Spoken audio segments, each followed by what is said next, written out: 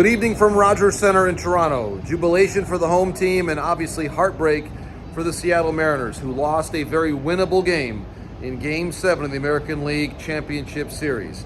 This series will be known for many things. The back and forth, the number of times, the first 4 games, of course, of this series, all won by road teams.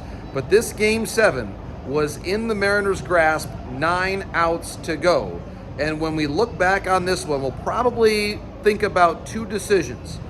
Removing George Kirby after 4 innings and then extending Bryan Woo beyond 2 innings. The thought I had was after Woo completed the 6th that we might see the bullpen get involved to begin the 7th.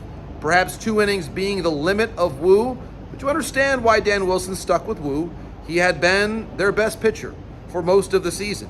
But it seemed as though with his current range right now, perhaps Woo was a bit overextended. The command wasn't quite there. Whereas with Kirby, his fastball command I thought was much improved from where it had been earlier on in this series. Perhaps if they had gone with 1 extra inning from Kirby, then you could have gotten the 2 innings from Woo. That would have brought you through the 7th, and then on you would have been able to potentially go right to Munoz and skip over Bizzardo, who of course gave up the home run to George Springer. Not a great pitch from Bizzardo, inner half of the plate, 96 miles an hour, and obviously Springer, whose health had been a major question after he was hit by the pitch in Seattle in Game 5, was able to have, in many ways, the swing of his life. A former World Series MVP, now in the World Series for a 3rd time. Max Scherzer in the World Series for a 4th time with the Toronto Blue Jays.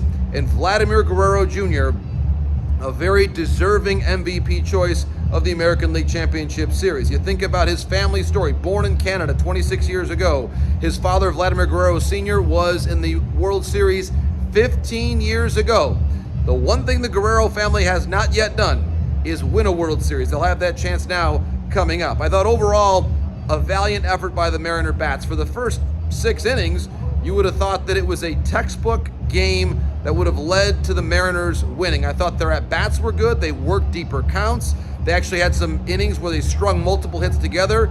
Yes, they had some home runs that were part of the story, but I thought overall they worked better at-bats than they had in many other games of this series. But in the end, a very unfulfilling start to this offseason for the Seattle Mariners. They were oh so close, and instead the wait for the first World Series game in franchise history extends for at least 1 more year.